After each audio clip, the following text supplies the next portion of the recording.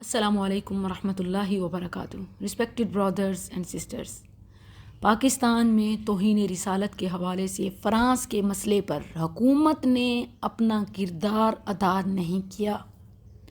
ہر مسلمان پاکستانی کا جائز اور آسان مطالبہ تھا کہ پاکستان میں فرانسیسی سفارت خانہ بند کیا جائے، سفیر کو ملک بدر کیا جائے، ملک میں فرانسیسی پروڈکٹس بین کی جائیں۔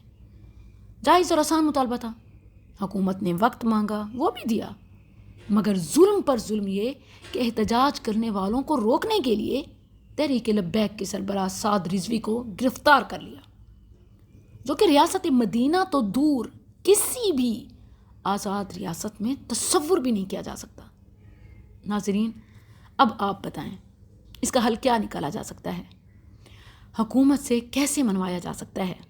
کیا املاک کی توڑ پھوڑ کر کے یا اپنے ہی مسلمان سپاہی فوجی بھائیوں کو لہو لہان کر کے حکومت سے منوایا جا سکتا ہے؟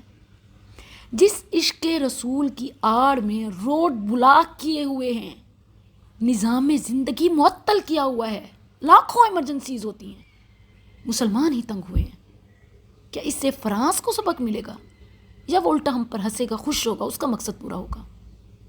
یہ کیسا عشق رسول ہے؟ ڈنڈا برادران کے ہاتھوں ایک اپنے فوجی بھائی کی ٹوٹی ٹانگ دیکھی، پھٹا سر دیکھا، کٹا اور لٹکتا کان دیکھا۔ کیا یہ عشق رسول ہے؟ عشق تو برداشت سکھاتا ہے، عقل مند بناتا ہے۔ یہ تو سراسر بے وقوفی ہے، کیونکہ اس وقت جوش سے نہیں ہوش سے کام لینے کی ضرورت ہے۔ نبی رحمت صلی اللہ علیہ وسلم کا فرمان یاد کرنے کی ضرورت ہے۔ المسلم المسلم المسلم من سلم المسلمون من لسانہ ویدہ۔ مسلمان تو وہ ہے کہ جس کے ہاتھوں اور زبان سے دوسرے مسلمان محفوظ رہیں۔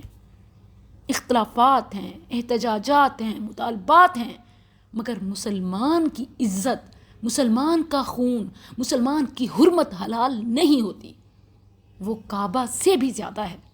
آمد رمضان ہے، تراویح، رمضان، افطار، سحور، جاب اور لاکھوں ضروریات کے لیے لوگ گھروں سے باہر نکلے، مگر خجل خوار ہو رہے ہیں۔ اس کا گناہ کسے ہوگا؟ اس وقت ہمیں لاہ عمل بدلنے کی ضرورت ہے۔